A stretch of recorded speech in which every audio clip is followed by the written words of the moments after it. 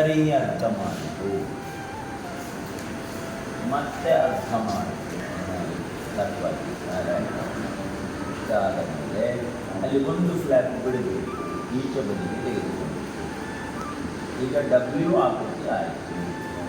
ಇನ್ನೀಗ ಟೋಬಲ್ ಮೇಲೆ ಇರುವ ಹಾಗೆ ಅದನ್ನು ಮುಂದಿಗೆ ಸಮಾನಾಂತರವಾಗಿ ಇಟ್ಕೊಂಡಿತು.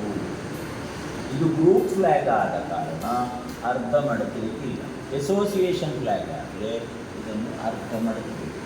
ಈಗ ಗ್ರೂಪ್ ಫ್ಲ್ಯಾಗ್ ಆದ ಕಾರಣ ನಾವು ದಡದಲ್ಲಿ ಉಪಯೋಗಿಸುವುದು ಇದು. ಈ ಗ್ರೂಪ್ ಫ್ಲ್ಯಾಗ್ ಆದ ಕಾರಣ ಇಲ್ಲಿಂದಲೇ ನಾವು ಜಿಗ್ಜ್ಯಾಗ್ ಫೋಲ್ಡಿಂಗ್ ಅಂತ ಹೇಳೋದು. ಜಿಗ್ಜ್ಯಾಗ್ ಹಿಡ್ಕೊಂಡು ಜಿಗ್ಜ್ಯಾಗ್ ಫೋಲ್ಡಿಂಗ್ ಮಾಡಿ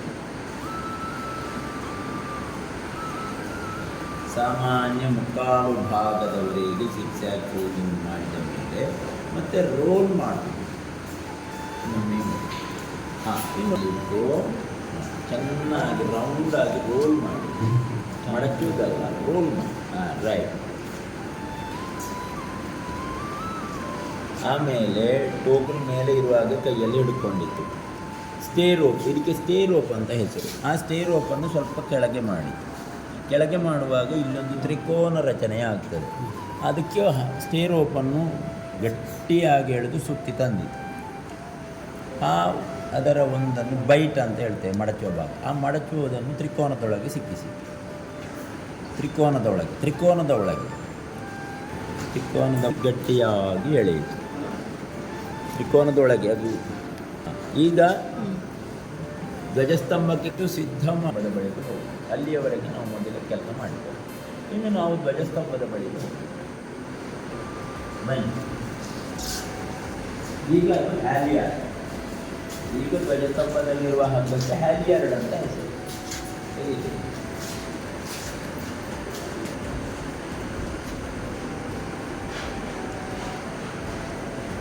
ಆಮೇಲೆ ಧ್ವಜ ಕಟ್ಟಿಯಾದ ಮೇಲೆ ಒಂದೊಂದು ಸ್ಟೇ ರೋಪ್ ಆಗ್ತದೆ. ಬದಿಯಲ್ಲಿಯೇ ಧ್ವಜ ಹಾರಬೇಕು ಅಂತ ಉಂಟು. ಇಲ್ಲಿ ನಾವು ಸಣ್ಣ ಬೋಲೈನ್ ಮಾಡಿಕೊಳ್ಳುವುದು. ಎದುರು ಭಾಗದಿಂದ ಹೋಗುವುದು. ಇದೀಗ ಎದುರು ಭಾಗದ ಬಳಿ ಎಲ್ಲಿ ಉಂಟು ಮಾಡಿದ್ದೇ ಉಂಟಲ್ಲ, ಚಿಕ್ಕ ಬೋಲೈನ್ ಮಾಡಬೇಕು. ಚಿಕ್ಕ ಸಿಕ್ಕಿಸುವುದು ಮಾತ್ರ, ಏನಾಗುವುದಿಲ್ಲ. ಇನ್ನೊಂದು ಬದಿಯಲ್ಲಿ ಡಬಲ್ ಶೀಟ್ ಬೆಂಡ್ ಹಾಕಬೇಕು. ಸ್ಟೇ ರೋಪ್ ಮತ್ತು ಹ್ಯಾಲಿಯಾರ್ಡನ್ನು ಸೇರಿಸಿ ಡಬಲ್ ಶೀಟ್ ಬೆಂಡ್ ಹಾಕಬೇಕು. ಒಮ್ಮೆ ಹಾಕಿತು, ಒಳಗಿನಿಂದ ತೆಗೆಯಿತು, ಟೈಟ್ ಮಾಡಿತು, ಇನ್ನೊಮ್ಮೆ ಒಳಗೆ ಹಾಕಿ ಟೈಟ್ ಮಾಡಿ, ಇನ್ನೊಮ್ಮೆ ಅದೇ ರೀತಿ ಸುತ್ತಿದ್ದಾನೆ. ಅಲ್ಲಿಂದ ಇನ್ನೊಮ್ಮೆ ಅದರ ಒಳಗೆ ಎಳೀರಿ, ನಿಧಾನವಾಗಿ ಎಳೀರಿ, ಟೈಟ್ ಮಾಡಿ. ಆಮೇಲೆ ಎಳೀರಿ, ಸ್ಟೇ ರೋಪನ್ನು ಎಳೀರಿ, ನಿಧಾನವಾಗಿ ಎಳೀರಿ. ಅಲ್ಲಿ ಮೇಲೆ ನೋಡಬೇಕು ಅಂತ ಇಲ್ಲ, ಯಾಕಂದರೆ ಅದು ತಲುಪುವಾಗ ಅದು ಟೈಟ್ ಆಗ್ತದೆ. ಅಲ್ಲಿವರೆಗೆ ಎಳೀರಿ, ಮೇಲೆ ನೋಡಬೇಕಾದ ಅಗತ್ಯವೇ ಇಲ್ಲ. ಮತ್ತು ಒಂದು ಕ್ಲವ್ ಇಂಚ್ ಹಾಕಬೇಕು ಬಲಬದಿ, ಹಾಫ್ ಇಂಚು ಅದಿಲ್ಲ, ಒಳಗಿನ ಬದಿಗೆ ತಿರುಗಿಸಿ. ಆ ಬದಿಗಿನ ಬದಿಗೆ 2 ಸಲ ಸಿಕ್ಕಿಸಿ ತಿರುಗಿಸಿ ಹಾಕುವಾಗ ಕ್ಲವ್ ಇಂಚ್ ಆಗ್ತದೆ. ಟೈಟ್ ಮಾಡಿ, ಟೈಟ್ ಇರಬೇಕು ಅದು. ಸರಿ. ಇನ್ನೀಗ ಇದು ಮಾತ್ರ ಸ್ವಲ್ಪ ಲೂಸ್ ಬಿಡಬೇಕು, ಯಾಕಂದರೆ ಡ್ಯೂಟಿ ಲೀಡರಿಗೆ ಯಾವುದನ್ನು ಎಳಿಬೇಕು ಅಂತ ಗೊತ್ತಾಗಲಿ. ಆಮೇಲೆ ಇನ್ನು ಅದೆರಡನ್ನು ಸೇರಿಸಿ 8 ಆಕೃತಿಯಲ್ಲಿ ಕ್ಲೀಟಿಗೆ ಸುತ್ತು. 8 ಆಕೃತಿಯಲ್ಲಿ ಕ್ರಾಸಿಂಗ್ ಬರಲಿ, ಕ್ರಾಸಿಗೆ ಸರ್. ಆಮೇಲೆ ಕ್ಲವ್ ಇಂಚ್ ಹಾಕಿ ಮುಗಿಸಿ. 2 ಹಾಫ್ ಇಂಚ್ ಹಾಕಿದ್ರೆ ಒಂದು ಕ್ಲವ್ ಇಂಚ್, 1 ಹಾಫ್ ಇಂಚು ಹಾಕಿ ಟೈಟ್ ಮಾಡಿ, ಇನ್ನೊಂದು ಹಾಫ್ ಇಂಚ್ ಹಾಕಿ ಕ್ಲವ್ ಇಂಚ್ ಹಾಕಿ ಅಲ್ಲಿ ಅದೇ ರೀತಿ ಅದರೊಳಗೆ ಹಾಕಿ. ಸರಿ, ರೈಟ್. ಟೈಟ್ ಮಾಡಿ.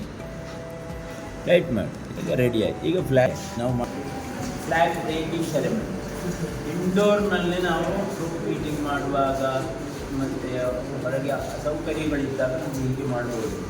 ಇದಕ್ಕೆ ಪೋರ್ಟೇಬಲ್ ಫ್ಲ್ಯಾಗ್ ಮಾಸ್ಕ್ ಅಂತ ಹೆಸರು. ಮೊದಲು ನೀವು ಕಲಿತಂತಹ ಫಿಗರ್ ಆಫ್ 3 ಫ್ಲ್ಯಾಶಿನ ಮೂಲಕ ಟ್ರೈಪೋಲ್ ಮಾಡಿದ ಮೇಲೆ 3 ಬದಿಯಲ್ಲಿಯೂ ದಂಡವನ್ನಿಟ್ಟು ಸ್ಕ್ವೇರ್ ಲ್ಯಾಶಿಂಗ್ ಮಾಡಿ, 3 ಬದಿಯಲ್ಲಿ ಮಧ್ಯದಲ್ಲಿ ಒಂದು ದಂಡವನ್ನಿಟ್ಟು ಕಟ್ಟಿದೆ. ಅಲ್ಲಿಯೂ ಎಲ್ಲ ಕಡೆ ಸ್ಕ್ವೇರ್ ಲ್ಯಾಶಿಂಗ್ ಮಾಡಿ, ಆ ಮಧ್ಯದಲ್ಲಿ 2 ದಂಡಗಳನ್ನು ಸೇರಿಸಿ ಶಿಯರ್ ಲ್ಯಾಶಿಂಗ್ ಮಾರ್ಕ್ 2 ಮಾಡಬೇಕು. ಆಮೇಲೆ ಅದರ ತುದಿ ನಾವು ಇಲ್ಲಂತಾದರೆ ನಾವು ಪ್ರಥಮ ಸೋಪಾನ್ ವಿಪ್ಪಿಂಗ್ ಮಾಡಿದ್ದು ನಿಮಗೆ ಗೊತ್ತುಂಟು. ಹಾಗೆ ಮಾಡಿಟ್ಟು ಸುತ್ತುತ್ತಾ ಹೋಗಿದರೆ ಆ ಬೈಟನ್ನು ಬೆಂಡ್ ಹಾಕುವಾಗ ನಮಗೆ ಸುಲಭದಲ್ಲಿ ಅಲ್ಲಿ ಒಂದು ರಿಂಗಿನ ಹಾಗೆ ಆಗ್ತದೆ. ಹೋಗಲನ್ನು ದಯವಿಟ್ಟು ಯಾರು ಕಟ್ಟಬೇಕು. ಅದೇ ರೀತಿಯಲ್ಲಿ ಧ್ವಜಸ್ತಂಭದಲ್ಲಿ ಭೂಮಿಯಿಂದ 4 ಅಡಿ ಎತ್ತರದಲ್ಲಿ ಕ್ಲೀಟ್ ಅಡ್ಡವಾಗಿರುವಂಥದ್ದು ಕ್ಲೀಟ್ ಇರಬೇಕು ಅಂತ ನಮ್ಮ ಹ್ಯಾಂಡ್ಬುಕ್ ಹೇಳ್ತದೆ. ಸಾಮಾನ್ಯ ನಮ್ಮ ಎತ್ತರಕ್ಕೆ ಹೊಂದಿಕೊಂಡು ಇಲ್ಲಿ ನಾವು ಸ್ಕ್ವೇರ್ ಲೈನಿಂಗ್ ಹಾಕಿ ಇದು ಸ್ಟ್ಯಾಂಡಿಂಗ್ ಪೋಲ್, ಇದು ರೈಸಿಂಗ್ ಪೋಲ್, ಅಲ್ಲಿ ಒಂದು ಕ್ಲೀಟ್ ಕಟ್ಟಿದೆ. ಆ ಕ್ಲೀಟ್ ಕಟ್ಟಿದಂತಹ ಮಾರ್ಕಟ್ಟು ಮಾಡಿದ ದಂಡವನ್ನು ತಂದು ಮಧ್ಯದಲ್ಲಿ ಕಟ್ಟಿ ಮುಗಿಸಿ ಮಾಡಿ ಪೋರ್ಟೇಬಲ್ ಫ್ಲಾಗ್ ಮಾಸ್ಟ್ ಇದನ್ನು ಇಲ್ಲಿಗೆ ಬೇಕಾದರೆ ನಿಮಗೆ ತೆಗೆದುಕೊಂಡು ಹೋಗ್ಲಿಕ್ಕೆ ಆಗ್ತದೆ ಎನ್ನುವುದು ಪ್ರಯೋಜನ. ಹೊರಗೆ ಮೈದಾನದಲ್ಲಿ ಬೇಕಾದರೂ ಮಾಡ್ಬೋದು, ಒಳಗೂ ಮಾಡ್ಬೋದಾದಂತಹ ಪೋರ್ಟೇಬಲ್ ಫ್ಲಾಗ್